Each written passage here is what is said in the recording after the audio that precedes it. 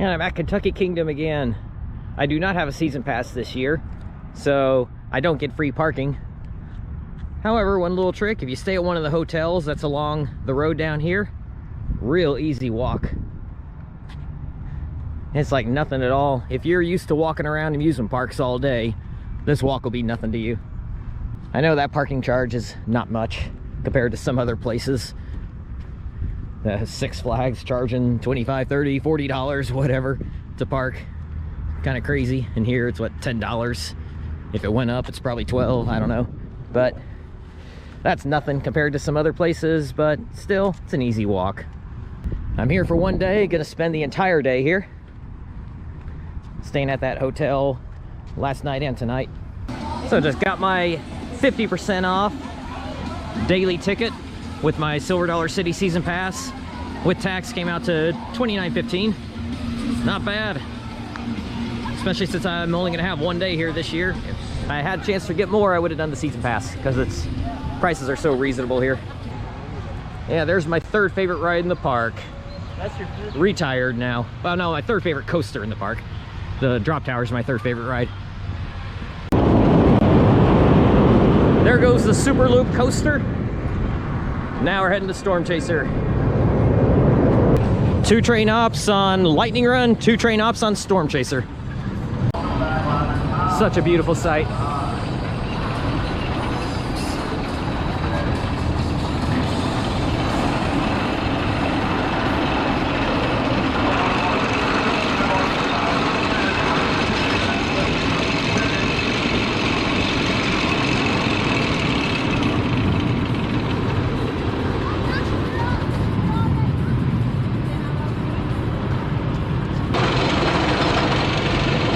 My friends on this ride, they were able to get out ahead of me.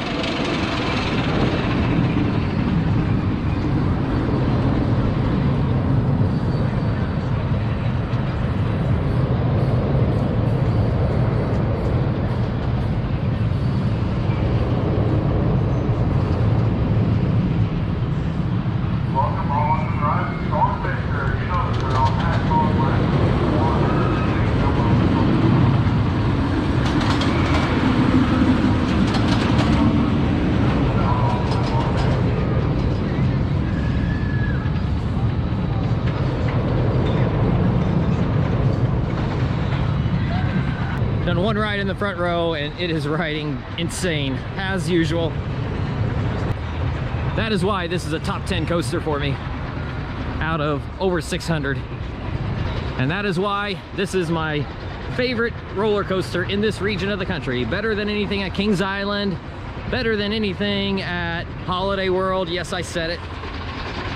Although last year I said that this was my favorite coaster at any Hershend park.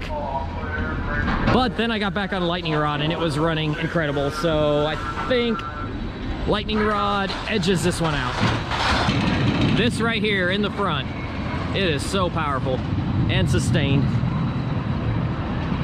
This ride has always been in my absolute top tier, while Lightning Rod did slip out of it for a year. And it's back in it now. This one has been more consistently amazing for me. But when Lightning Rod is on, oh boy.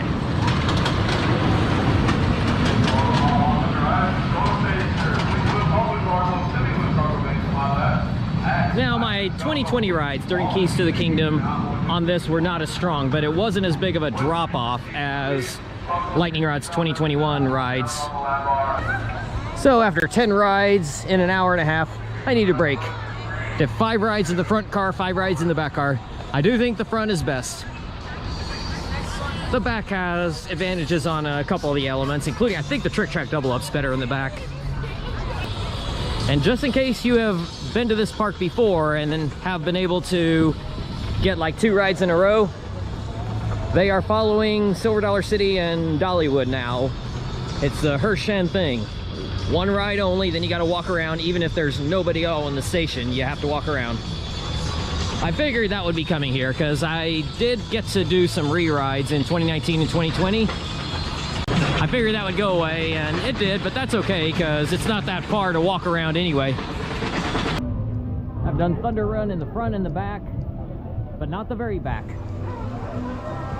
and it is riding great today. I'm ready to bump this back ahead of both Kentucky Flyer and T3 for the third best coaster in the park. As long as you avoid a wheel seat, so I don't do the very back. I'm glad I did a couple rides on Lightning Run early. It's developed a line even with two-train operations, but that's just because the operations are really slow. Two-train operations are nice, but if they're not going to open the gates until the other train gets back to the brake run, might as well just run one. And don't let the size of Lightning Run fool you. It is powerful. I just finished up a 9-lap marathon on Storm Chaser in an hour and a half. Earlier I did 10 rides in an hour and a half, and I did one ride in the middle of the day. So 20 rides on the day. Last year I had a day where I did 22 rides. So this is the first coaster that I have ever gotten at least 20 rides in a day on 2 different days. So Iron Gwazi is the closest that I've come to getting 2 20 ride days on, with the 25 and either 18 or 19 as I did on another day. But Storm Chaser, I had 22 and 18 last year on a Friday and Saturday, and this was also a Friday where I did 20. So last 2 years I've had 4 days at Kentucky Kingdom. I've done 22, 18, 11, and 20 on Storm Chaser. And that 11 ride day, I could have gotten 15 to 20 because the crowd was low enough, the line was short enough. But I was leaving early because I was getting the Malibu Jacks Family Entertainment Center coasters that night.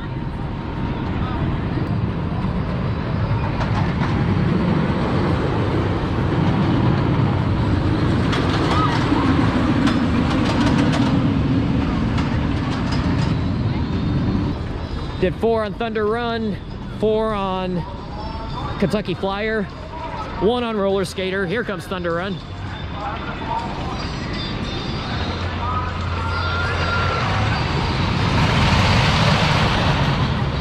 It rode rough last year.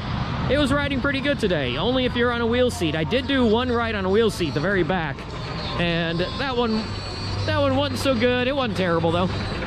I definitely recommend a non-wheel seat on Thunder Run, which is any odd number row. Rows 1, 3, 7, and on.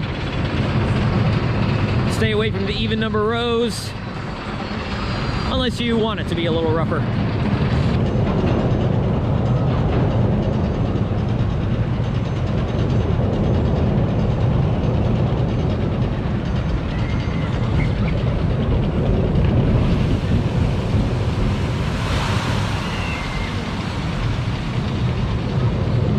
And if you want to get completely drenched, you can do that ride. They closed Lightning Run's line a little early, but that's okay. Got plenty of rides in today. In fact, this was probably the busiest I've ever seen Kentucky Kingdom, and yet I still got over 30 rides in today, with 20 on Storm Chaser, 12 on other coasters, several rides on the drop tower. I did that at the end. I was able to get all that done, even though midday I went to the water park and just relaxed for a while, swam in the wave pool. I just needed some relaxation time midday to kind of regroup. That air time, oh my goodness, that's a lot to take, but it is awesome. It can be tough to marathon for too long though. And this park has never failed to give me a great day, so I always love coming here. Last year I did the season pass because I was gonna have 3 days here. It's worth it if you're gonna spend 3 days. But if you're only gonna have 1 day and you have a Silver Dollar City or Dollywood season pass, bring that with you, you get half off. Or if you don't have that, there's other discounts. There's the Ace member discount. There's other things around too. And the price is very reasonable, 29 bucks for me.